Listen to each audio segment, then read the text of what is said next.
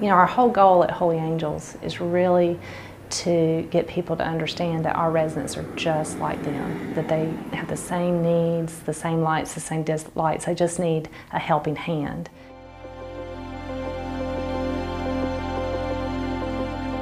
Holy Angels began about 62 years ago when a baby was born who had severe disabilities, and Sister Patricia, Sister Mercy, welcomed her in and began to take care of her.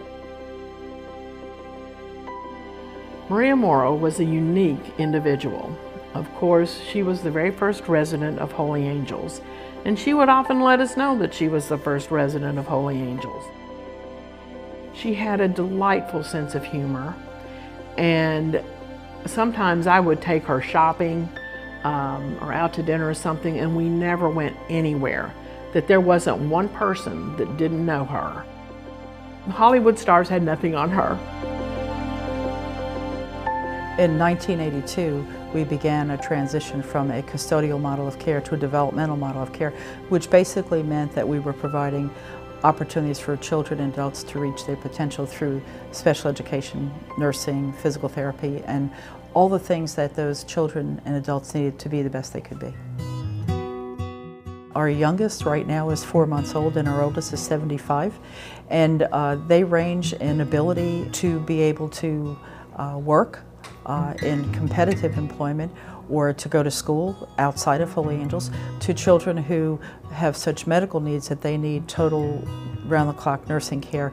They also may not be able to walk, talk, or feed themselves, but they have a personality and they have a way to communicate, and very often it's not through words, but it's through looks, it's through touch, and it's through smiles. And I think that many of the people that come in contact with our residents or the people we serve recognize that there's no sin there.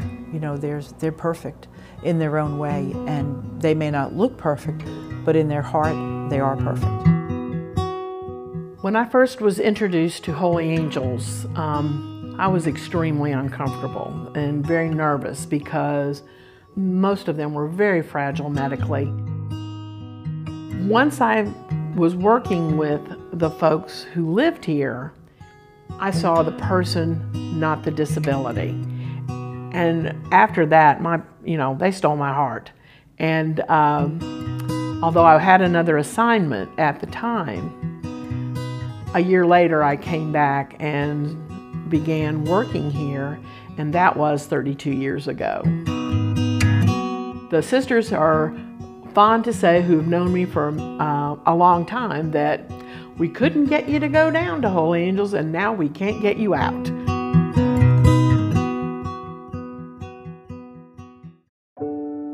I learned about Holy Angels from the birth of my second son. When Stone was first born, he was blue, he wasn't breathing well, and of course they whisked him away. The doctors brought him to the room for us to see afterwards, and they just pointed out that he was struggling to breathe and he had some characteristics of different syndromes. I thought that they could fix whatever was wrong. Well, they came back to me and my husband and told us that Stone was born without a cerebellum. And they never gave us numbers, they never gave us statistics. They just said they had never seen anything like him. So after he was a month old, we were discharged and we came home with hospice care. And we just decided that we were going to live each day as a gift. Well, one day we went down to Cherub's Cafe here in Belmont, where people with disabilities work. They have wonderful job opportunities. And one of my friends actually worked there. She and her husband worked alongside their son, who was a resident at Holy Angels, a supported employee that worked at Cherub's.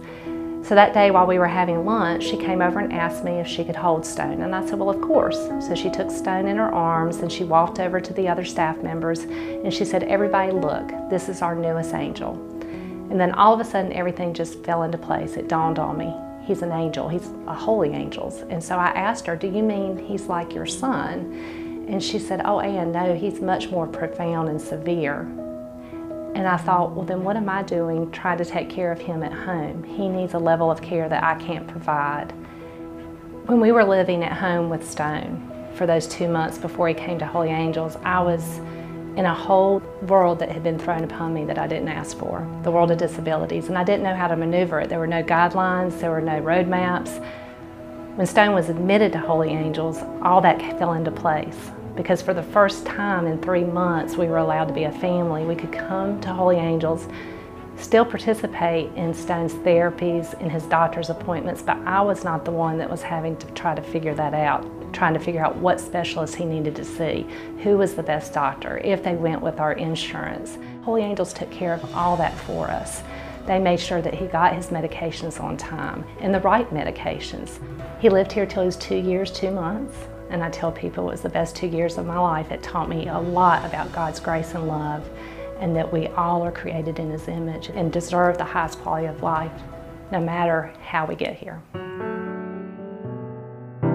You know, Holy Angels is where it all started for me. I was literally left on the doorstep when I was about 3 months old at Holy Angels, and that was 35 years ago. So I'm gonna go ahead and give away my age. I was born with muscular dystrophy, the most severe form of muscular dystrophy, called Burning-Hoffman's disease. It's a neuromuscular disease that it attacks the muscles in the body of the person that is diagnosed with it. It takes someone with a great deal of passion, love, and patience to be able to interact and to care for someone that unfortunately deals with those things.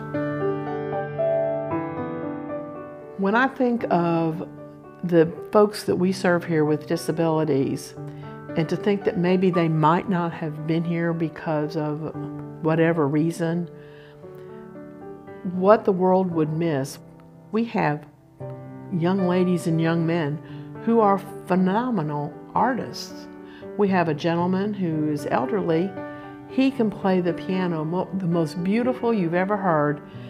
He can't see, can't read a note. All he has to do is hear it, and he can play it. Just because they have a disability does not mean they don't have a personality, they don't have gifts. They have the same gifts that God gave all of us. They just use them in a little bit different way. It's not a dismal place, and it's definitely not a sad place. It's very much filled with love and joy. Lots of laughter. You'll see it all across our campus.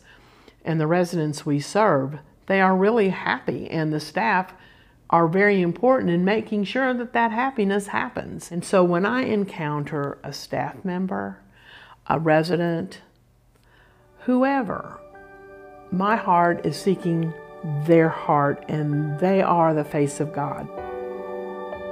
I came to Holy Angels. I was in college and needed a part-time job. So came to Holy Angels and just fell in love with it. Did not mean to stay this long, but I did.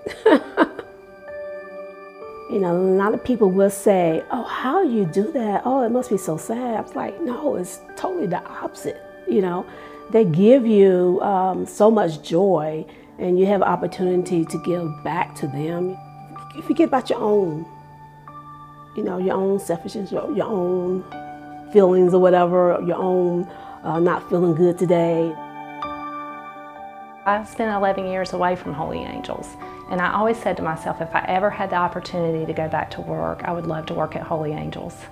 And Regina called me up one day and said, Ann, would you be interested? And I said, of course, yes, I would. So I came and I interviewed, and she hired me that day to be the special events coordinator here at Holy Angels. I've been here for 5 years. After a year and a half, I was promoted to the Chief Development Officer. And it's a wonderful opportunity because now I get to raise funds for other families so that there always will be a Holy Angels for other families to look to. My reason for coming back to Holy Angels, you know, it's my way of giving back. It's my way of showing that I've appreciated what those who cared for me at the time did for me. And now I feel like it's my way and my opportunity to step up and be able to do that for someone else. Some of the things I do, for example, on Wednesdays when I get here, I help with the music programs. Music has always been something I've loved. Music is a passion, a huge passion of mine. I have about 30 songs that I've written, and I've also just recently, a few months ago, I auditioned for America's Got Talent and The Voice. During the summer months, we do something here called the Summer Concert Series, and where we have different local people come in and do like a little mini concert to the residents, because a lot of these residents will never be able to get that experience. They'll never be able to experience that concert setting. So what better way? Get people to come here, bring it to them if they can't go to it. It's a blessing to be able to do that, and using the gifts and talents that I know God has given me. God is everywhere in this place. It's a ministry. And a lot of people forget that. It's not just a job, it is a ministry. I started here 33 years ago in 1984. And now I actually have two daughters who's working here. I have a great niece that is a resident here. And then I have a cousin now that is working here. So Holy Angels is really involved. I'm really involved in Holy Angels. The Holy Angels is involved in my family.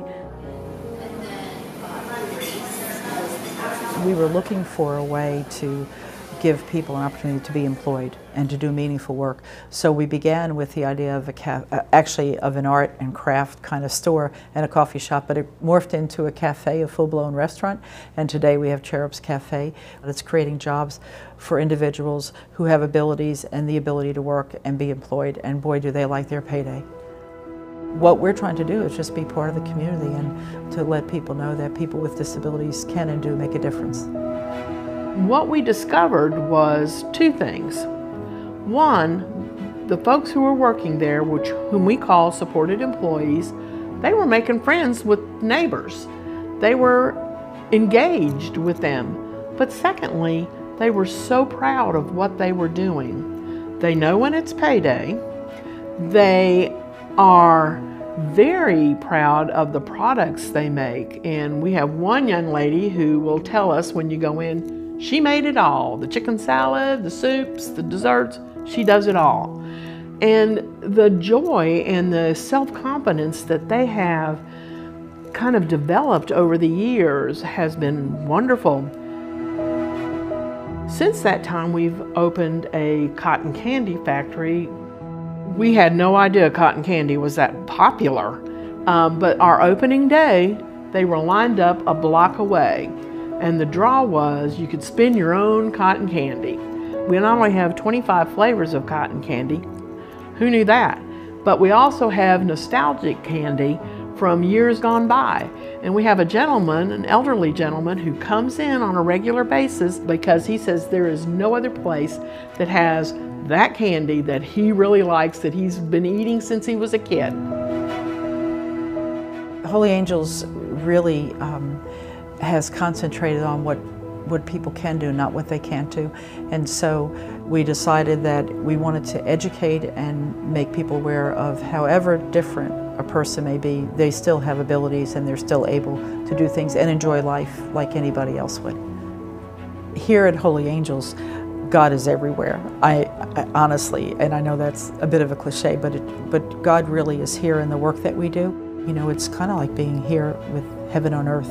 If I knew what heaven was, I think it'd be something like Holy Angels.